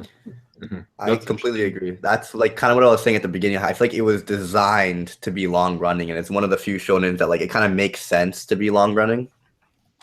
But my one question to the One Piece folks would be, because the story keeps going on, it's like, that story usually follows a trajectory. You have a setup, conflict, conclusion, catharsis. How do you follow a show that keeps going where there's no end in sight? Do you think that's good storytelling at the end of the day, if it just keeps going, and there's no structure, there's no catharsis, there's no conclusion? See, I think that's one thing all shonens have like a little bit of problem with, because it's so long. But like we were saying earlier, what I like is we've been given this information like somewhat recently. Basically, we've always known that they have to get to the end of the grand line type of thing. But now we have understanding where the grand line ends and where the new world starts, what they have to do in order to get the One Piece. So it's like they have all these smaller climaxes in between, all these smaller arcs, but there's still always that end goal. And now we understand how they're going to get the end goal. So I think it's good storytelling. It's just a long journey. I feel like One Piece also does have a little bit of a problem with sometimes repeating a couple things, just because, it's so long, some things are bound to happen the same way, even if they're vastly different. Whereas Naruto, there wasn't really too many repeats, I would say. But I also feel that as long as the story's interesting and new things are being brought up and talked about, and there's new conflicts, even if things are repeated, as long as there's something new about it, I think as long as you're enjoying it, what's the problem? Okay, so you guys feel that One Piece does have interesting side stories as they get to the main overarching story. So for that reason, it still keeps you interested. Yeah. Definitely part of it. Okay, sounds good. Sounds good. Now I have a question for each side. What is the one thing that you feel that really makes Naruto or One Piece unique that makes it better than other anime in your opinion? And not even necessarily the other one in this debate in particular, but just what makes it stand out to you? One thing, if you had to name one thing, what is it that really makes it a special anime for you? And missART, I think we can start with you. I have to say, magical ninja. Like, what could be cooler than ninja with superpowers? And I think that's why this series has had such a mass appeal worldwide, is because magical ninjas is such a cool premise. I mean, magical pirates is pretty cool too, but there's something about ninjas. If we want to get into the ninja versus pirate debate, there's something that's such rich territory for exploration when it comes to ninja. So I think that's like the coolest factor to me about this series, is you get the supernatural, you get the magic, and you get the action and the subterfuge that comes with the topic of ninja. And I would definitely agree with that. And it's a lot like what had in my mind. And what I was going to say is that, to me, when I was younger, I just thought Naruto was just cool. Like, if I had to sum it up in one word, I thought Naruto was cool. I thought it was cool as fuck. I saw One Piece back in the day, on 4Kids. Granted, the dub may have contributed to, I don't know. I don't think I cared about stuff like that when I was younger, but I never thought One Piece was cool. I thought it was really stupid and lame. Now, granted, this is my opinion back then. I'm grown, more mature now. I've given it a fair chance. I wouldn't say that it's trash or anything like that. I'm just not a fan. But like, I'm not a fan of pirates. I don't think pirates are like a cool thing. Like, they don't interest me. I thought Luffy was weird, being able to stretch and stuff like that. And I think there's other people out there who would be like-minded. And I think it's a common thing around the world that people think ninjas are just really cool. They're really interesting. Like, I think every little girl and boy has at one point pretended to be a ninja or done some ninja-like thing. So it's like, okay, they see Naruto, this series that's full of ninjas, and they have all these cool, crazy powers. It's like, yo, that's so dope. I want to be a ninja like Naruto. And I think that's one of the reasons why I gravitated towards the series so much, and why so many other people around the world, and especially in the US, do. And that's another thing, like, especially in the US, because we see something like ninjas, which is something that comes from Asia, and it's a foreign concept to us. And for us, that's like unique. That's like interesting. It's engaging. We want to see more of that. We want to explore more of that. Because I'm someone who believes that since America is like such this like melting pot, like, we want to take from as many places as possible. And pirates don't seem like something that's like you can pinpoint. I could be wrong on this, but it's like you don't pinpoint like, okay, pirates came from this country, and so I want to explore more of that. Whereas like, okay, ninjas are from Asia, and I want to explore more about Asia because it seems like a really cool place. And that's just something. That's just how I see it. That's just how I feel. Oh, definitely. America in general has had a love affair with Japanese culture specifically. Exactly. So, yeah. Yeah, and I know Naruto for sure builds a lot on Japanese tradition and culture, and then obviously adds supernatural abilities, things like that. But it is rooted more so than One Piece in that. Yeah, deeply in the mythology. Yeah. However, I would say that to me, ninjas and pirates are both quite cool. They're outlaws. They're strong fighters. They're feared. I think. Both of them are very cool, and I just thought of this while we were having the discussion. But yeah, both very cool concepts to me. And I know my brother goes and thinks pirates are super cool, and always loved pirates and reading about them and stuff. So I have to say that I think, Lotus, that both are very cool concepts. I mean, yeah, it's each their own. I just know that me as a person, I never thought pirates were cool. Like the Pirates of the Caribbean movies, like I've never watched any of those because they just don't interest me. I'm like, I don't care about Jack Sparrow, I don't care about the ocean. Come on, Jack Sparrow is really cool. The first one's great. It goes downhill from there. I mean, Johnny Depp is an awesome guy. He's an amazing actor. I like him a lot, but I just don't care to see him on a boat in the middle of the ocean. But if he dresses up as a ninja, let me know. Oh yeah, that's his next role, man. Ninjas of the South Caribbean. Well, there you go. But okay, so we got the scoop from Lotus and missART. Now to Spooky. What is the one thing that in One Piece that really stands out to you? I think the main thing in One Piece that stands out to me is definitely the world. Because in the One Piece world, there's always something new going on. Like, the rules are always being established. And in the One Piece world, there's just so many different things that all come together. Like, obviously, the main focus is definitely the pirate aspect of it. But you also have all these different races of people. Like, you have the fishmen, the long leg tribe, and the whatever. You got the giants. You You have the Marines, even though they're not really a race, but just another faction. You have all these different pirate crews that, even though they're all pirates, they don't always see eye to eye. Like I said, you have your different kinds of you good, you're neutral, all that kind of stuff. You have your scientists. There's like weapons of mass destructions. Recently, there was even a ninja. There was even a ninja in One Piece. What? And What's his name? I gotta Google it. I think it's Raizo. I'm pretty sure it's Raizo. It was. I think it's pretty. I'm pretty sure it's just a nod to Kishimoto, to be honest. But like they're getting to the whole samurai aspect. Like they're going to be going to the Wano, which is basically where all the samurai are soon. So like there's always something new in One Piece. It's not just about pirates. That's an There's interesting one more looking to it. ninja. I'll tell you something. Yeah, the Luffy's crew had the same reaction. They were so excited to see a ninja because everyone loves ninjas. But then they were like, "What? You're a ninja? It's a ninjutsu." Yes, a little bit of meta there from the folks in One Piece. Briggs, what stands out to you? See, I definitely agree with Too Spooky. I almost called you by your name there for a second. Oh man. What's it called? Like, the one thing I love is, like, for example, Marines can be very good and all about justice, while Marines at the same time can be so corrupt, and pirates could be absolute scum of the earth, or they could be good, genuine people that are just fighting for what they believe in. So it's kind of like the whole difference between good, bad, and like corruption and stuff that Too Spooky was talking about. But for me, the one thing that's like drives the show for me is 100% the characters. I can never choose like who's my favorite character in One Piece. It's leading by Sanji right now, but I go back and forth. I flip-flop so much, and it's so hard for me to narrow down. Like when I start naming my favorite characters, it goes on for dozens of characters. Well, I absolutely I've been ripping on Naruto or like talking bad about Naruto. I want to let everyone know I actually am a fan of Naruto. It just, like, when I see a series like kind of go downhill, it hurts that I love so much, that was so warm to my heart when I was a child.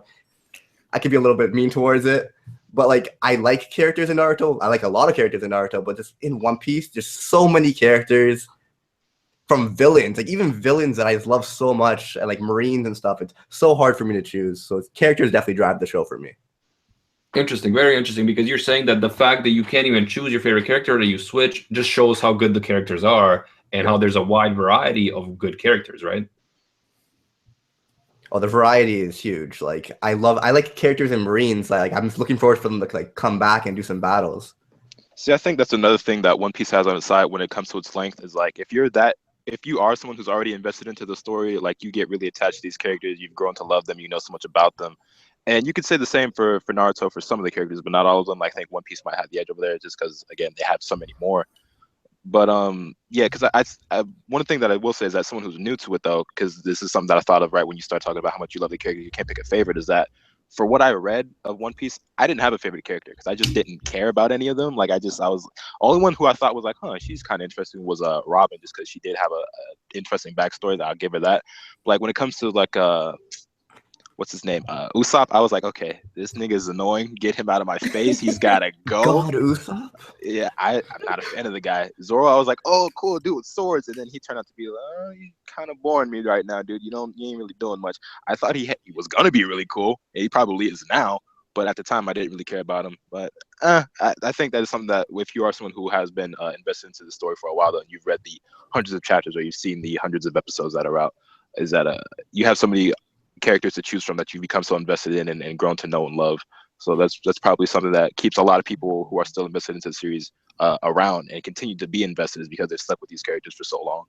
Mm-hmm. Man, there's a lot of you guys being nice to each other in this Rant Cafe. Like there's no insults. You want me to be mean? There's no your anime sucks, your Fucking life mean. sucks. None of that. It's This is nothing like our debate over on Tony's channel. yeah, I know. On Tony's, we went at it. We were just like Rem versus Amelia, bro. Oh man, do you Now, want that's them to get sensitive heated? territory. Hey, I'm trying to keep it civil because I already know. I'm not gonna name no names, point no elbows, no fingers, or nothing. But there's just some really sensitive fans out there, And I've already experienced firsthand the negativity that can come when you start talking down to somebody else's series. And I'm not trying to say that One Piece is a garbage series. It may or may not be. I'm just saying I'm not a fan. Yeah, and in terms of sensitive fanboys, I can definitely tell you that the Ram fanboys are quite sensitive, or as Briggs likes to call her, Blue Ram. Blue Ram. I still I don't know. I still don't know who you're talking about, to be honest. Oh, Blue Ram. No, yeah, it's true. Blue We always rail Ram. at Tony and such for his Ram fanboying. But my last question for you guys, and Luna actually mentioned this in the chat. Shout out to Luna. And I've actually wanted to ask this anyways.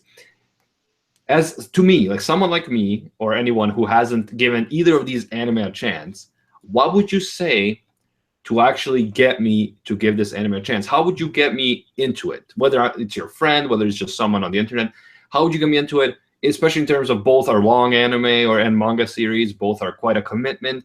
So what would you say to me or someone like me in order to get me to get into your anime? All I got to do, I pull up one clip from the Lee versus Gar fight.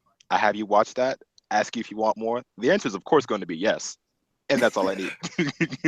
Excellent. I would just say, again, my same argument, magical ninjas. Like that topic alone should sell it with awesome battles. True. I feel like that's a pretty good elevator pitch, straight and to the point. Solid point right there. Nothing you can do to argue with magical ninjas right there. Yeah, magical ninjas and magical ninjas having really badass fights. So I mean, good points here. One Piece, guys, and you have a bit of a harder job because of how long the anime, how big a commitment it is. How do you get someone who's not into it to actually be into it? How do you get someone like Tony to stop just mocking you, screaming "ya yo," and actually give it a chance? So, well, if I'm recommending it to you, I think I have a little bit of an advantage. I know what you like, kind of like a little bit now. And like, you're not really about like crybaby characters or anything like that. So I like to say Luffy is the type of guy who's just like, fuck you, I don't care. I'm doing whatever I want. Whatever I believe in, I'm gonna do it and defy the odds. Like he burnt down the world government's flag and waged war with the world just like for one friend. And he's like, that's kind of savage. Yeah. Like he's like, I don't give a fuck if I have to go on against every pirate, he was on the phone with they have phones apparently, you know, with these snail things on the phone with this like one of the biggest pirates ever, and he's like, yo, and they were threatening people he liked. He's like, I'm coming after you type of thing, and it's like you're literally waging war with people who like anyone they come across with, they like just massacres. He doesn't care anything. I feel like that type of badass character is something you would be into. So it's like worth the commitment, even if it's a little bit to get into it, you know? You do know me well. You do know me well because, and like I've been thinking about this because I tend to dislike generic battle shonens, but it mostly seems to be certain ones like My Hero Academia or like Eureka 7, where the character is a crybaby and also where the character doesn't seem to have a goal other than being the best he can be kind of for himself. I tend to... Are you not a fan of My Hero? No, I'm not at all. Oh, okay. That's cool. Just asking. My brother is. I'm not at all. But to me, I feel like the battle shonen that I really do like is when there's something else at stake. So something like in Gurren Lagann, you know, saving the universe or fighting against injustice or saving a kingdom like in Seven Deadly Sins. Like, to me, that seems to be what kind of, other than the crybaby aspect, what drives me is a kind of like a higher purpose rather than just, I want to be the best me I can be. I want to be the best hero I can be for myself or to prove myself. I feel like I need more than that. And that's why I feel like I kind of grew out of Dragon Ball Z as well, because they went from saving the world to let's have tournaments to see who's stronger and shit like that. So yeah, that's something I've been thinking about in terms of battle shonen, and that what speaks to me, I guess, is that kind of like having a higher purpose than just yourself. Well, you should like Naruto then. You should give Naruto a chance because that's ultimately what the final battle, the main battle, is focused on, is saving the world, the entire world, if not other dimensions. Yeah, so. and I actually, Mother's Basement made a video where he argued that Naruto was more like, well, for clickbait, he called it communism. But what he was saying was that he said Naruto was more community-oriented and collective, whereas My Hero Academia is more individualistic and kind of like similar to capitalism, kind of every man for himself. But the video is problematic. He stretched that comparison completely.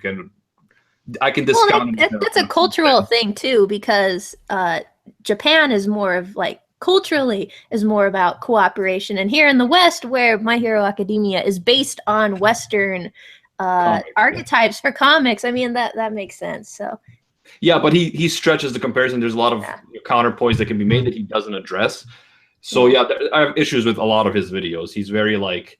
I think there is an interesting video there to be made, but he probably just didn't do it as well as it could have been done, from my understanding of how you're approaching it. Boisterous. He's boisterous. He likes to get in your face and be like, "Oh, look at this argument," but then it's like, man, you come off as pretentious, but you don't actually make the point, or you purposely skew it in a certain way just to make it more appealing to click on. But that's just my bit of my rant about Battle Shonen and other stuff. Too Spooky, I think we still haven't heard from you into how to get someone into One Piece who doesn't want to make the commitment, doesn't want to give it a chance. You can probably find it somewhere in One Piece, no matter what it is. As long as it is, that's probably fair. Yeah, it's Like, going to probably carry all territory is going to be covered. Exactly. It's so long. We've got your slice of life. We got your Battle Shonen. We got your mechas. We got everything. Come on down. I'm not even kidding. You want a mecha battle? You'll get one. It's true. You want ninjas? They're there. You want samurai? They're there. You want some sports anime? You want some swimming? You want some mermaids? We got them all there. It's all literally there. everything you name is there. Everything Just is there. 300 chapters. Get 400 chapters in, and you'll get I promise you, I will start getting into One Piece if they introduce Keijo as a One Piece crossover. I will do it. All right, then I might have to catch up to One Piece as well. Oh, yeah. I'll read those 700 chapters if they introduce Keijo as a spot in the One Piece world. I'm a Keijo man myself. It's a good show. Really most good underrated show. Yeah, it was the best show of that season. Yeah, absolutely. Hilarious. Better than Yuri Nice.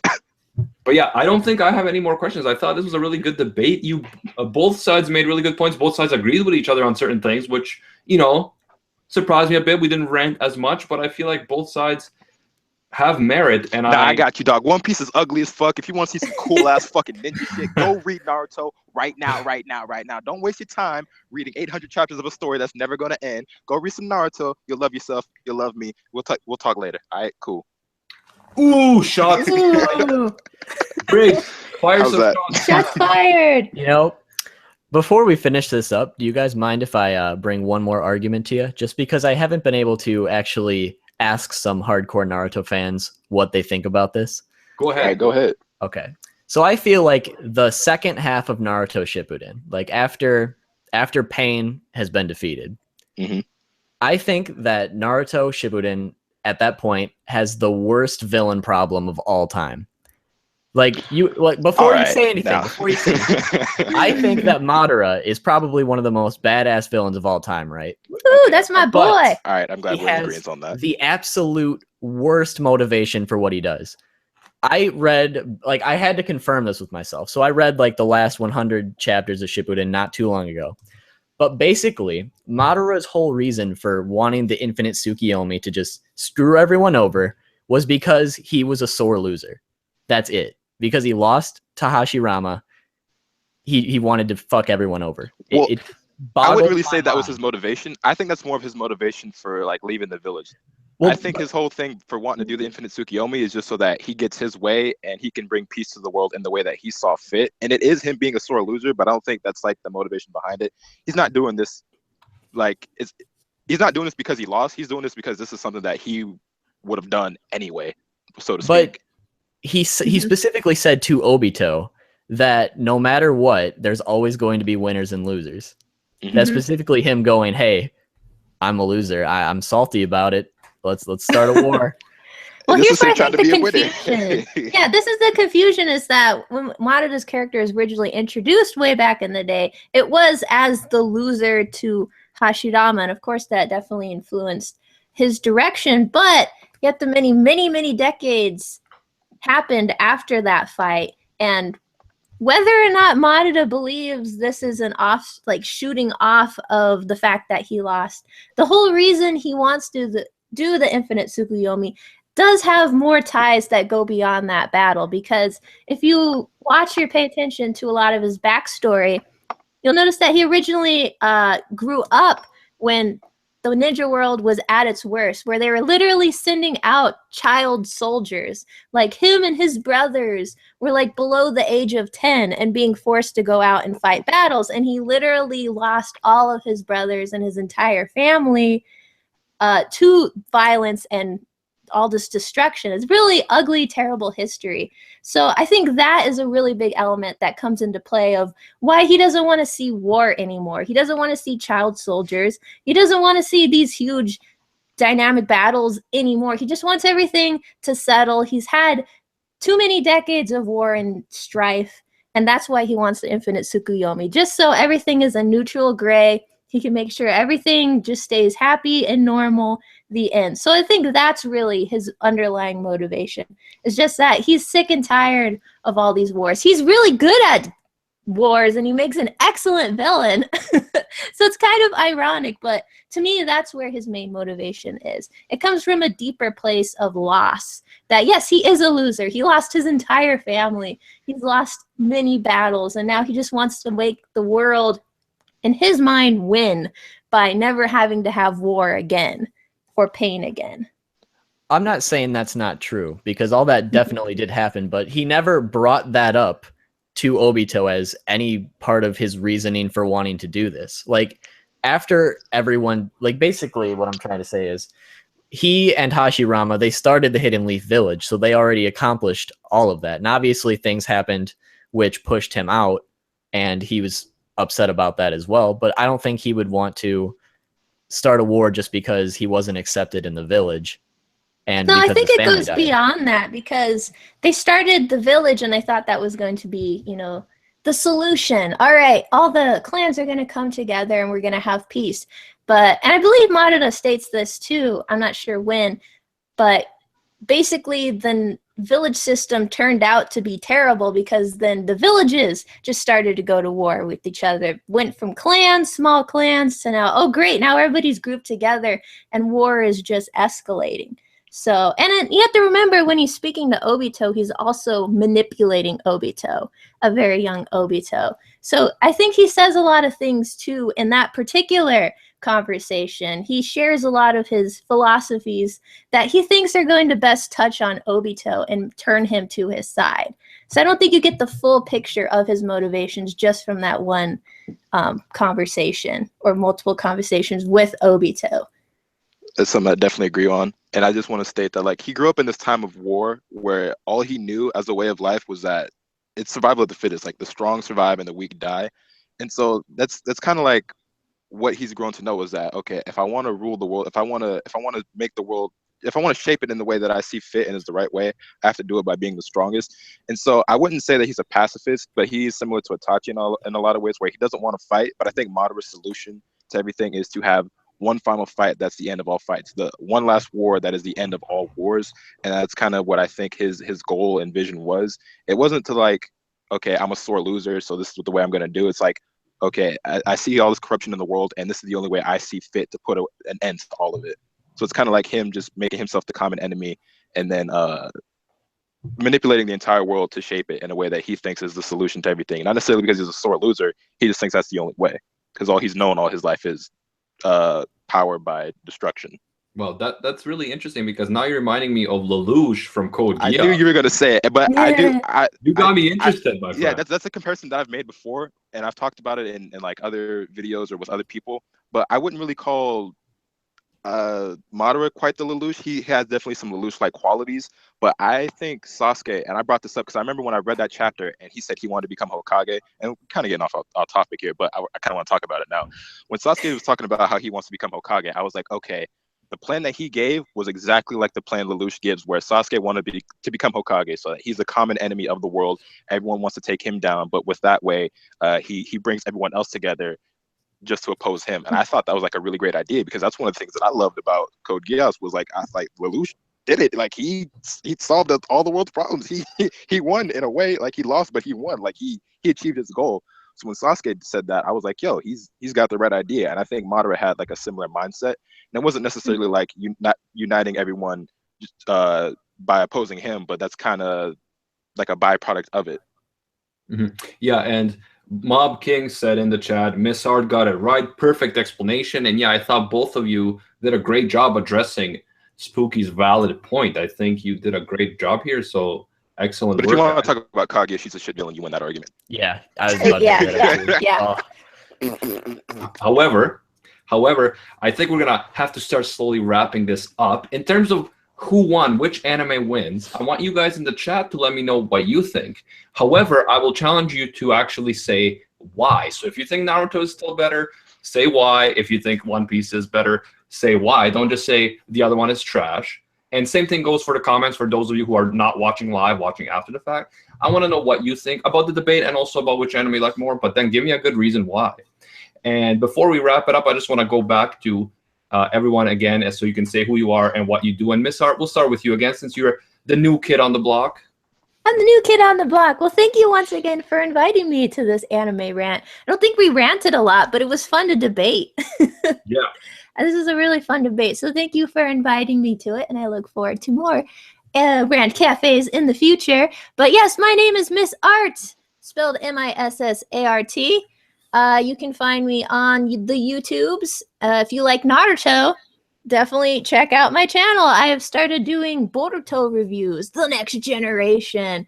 Or if you want to check out my backlog of Naruto manga and anime reviews, they are all there. So yeah, if you're down with Naruto, come check out my channel. You might be down with me too. You can also find me on Twitter at ArtsyAllie, ARTSILLI. So thank you again. It was fun, guys. Thank you for joining us, and I like that. If you're down with Naruto, then you're down with me. I like that. I like that. Briggs from All the Anime, tell us who you are and what you do for those who don't already know you, and I think everyone does, but go ahead. Hello. I am Briggs from All the Anime. I make fact videos. There's interesting things you wouldn't already know about characters and series. I also like to explain them some stuff recently. There's some cool concepts like One for All from My Hero Academia and cool stuff like that. I'm actually 2 subscribers away from 10,000. If any of you guys really? go over there. Yeah, just Oh, open Oh, it's time to get the bottles popping. What is champagne at? The boy about to hit 10,000, 10K bro. live on air. If you're It not feels so subscribed, good. if you're not subscribed to Briggs, guys, subscribe right now because we can have him reach 10,000 on Rant Cafe live. Hell So yeah. that would be pretty epic. You will Two people wanna remember do it. Rant Cafe forever and my pretty face forever because of that. So yeah, that would be really cool. And again, everyone's link is in the description. missART, Briggs, Too Spooky, and Lotus. Lotus, let's go to you. Who are you and what do you do? Ms. Lotus, the light-skinned legend, the kid who never knows best. You can find me over on my channel, the Nerd Corner, where I like to do manga hauls, discussions on manga tags. I've done some anime reviews in the past, might be bringing those back depending on if anything catches my interest. Kind of been biding my time because I want to review Boruto, but I want to get past this kind of like slice of life, school days, villain of the week type part that we're in right now and seeing where it goes after we start reaching content that wasn't covered in like the anime manga or the animated movie rather. But yeah. Anime reviews, discussions, manga tags, discussions, haul videos. I've been doing some gaming content recently, mostly anime gaming, but I might be introducing other fighting games because the anime games that I do play are usually fighting games like the Naruto Storm series, and we'll be playing Shinobi Striker whenever that comes out. And then I've been playing a lot of Xenoverse 2. You might see Injustice 2 soon, Tekken 7. So yeah, if you like anime, manga, and fighting games, you should go check out my channel because it's probably the greatest channel on earth. Yeah, and he's a very violent man, so the games he plays have a lot of fighting because he loves that. He loves that fighting. He loves that shots fired. You know, fuck One Piece, all that stuff. You got it. Lotus, Nerd Corner. Yes, sir. It's also got some great music in the background of all my videos. A lot of anime-inspired music. That's where the Nerdcore, my name comes from, by the way. A lot of people don't know that. Nerdcore, by the way, for those who don't know, is like it's a genre of music where it's like by nerds for nerds. And so it's kind of one of the aspects that I incorporate into a lot of my videos, or really all of my videos, that a lot of the music you'll hear in the background is oftentimes a remix of an anime song, like an opening or a background song or something like that. So I don't know too many people who've ever caught up on that, but it's something that I take pride in. So yeah. Yeah, nice. Yeah, I didn't know that, but yeah, nerd music, I'm all down for that for sure. Thank you, Lotus. And last but not least, Too Spooky, a young YouTuber you guys might have heard of. I know some of you say in the chat that you're his biggest fans, like Natsu Fired Up. So, Too Spooky, who are you and what do you do? Oh, well, hello there. I'm Too Spooky. I make videos about anime and other stuff that I like. They're mainly fact videos and top 10s and other stuff like that. And just so people don't get the wrong idea, I just want to say that I am a huge fan of both Naruto and One Piece. Just so you're aware, I'm not bashing Naruto because I don't like it or anything. So if you like Naruto and One Piece, feel free to stop on by because you can find content on both over there. And thank you very much, Too Spooky. Link in the description. And I just want to say right now that all the anime is at 10,001 subscribers. Good job. I see you there, boy. Welcome to the 5 figure. 5 digit or how many digits? Yeah, that should be 5. Yep. I'm the only one in the 4-digit club now. Interesting. Yeah, but you're getting You'll there. join us one day. 5 digits, baby. Congratulations. That's 6. Jeez. Rant Café live. You did it live. You'll never forget me now. Woo. I feel like now we're in this together, bro. We're in this together. Always been. Oh yeah, I also want to throw out there, by the way, that Naruto is not.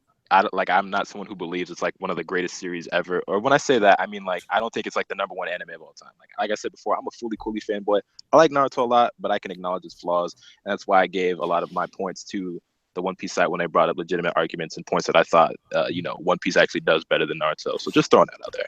Of I don't course. I don't All want you anyone guys to get the are wrong idea. reasonable, intelligent people. I didn't have Double Four Anime on here for a reason. I didn't want to have him representing Naruto. That would have been that would have been fair. But we had some reasonable, intelligent people and a great discussion.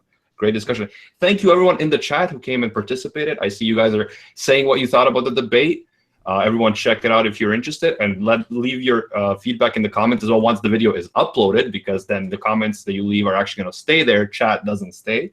Thank you to my lovely guests, Too Spooky and Briggs from All the Anime on the One Piece side, and Lotus and missART on the Naruto side. Pleasure chatting with you guys and lady. Yeah, thank you for having us Today. Thank you. Awesome. Appreciate it. My pleasure. And we'll do this something similar again sometime soon, I'm sure. But until next time, see ya, Space Cowboys. Bang. Shin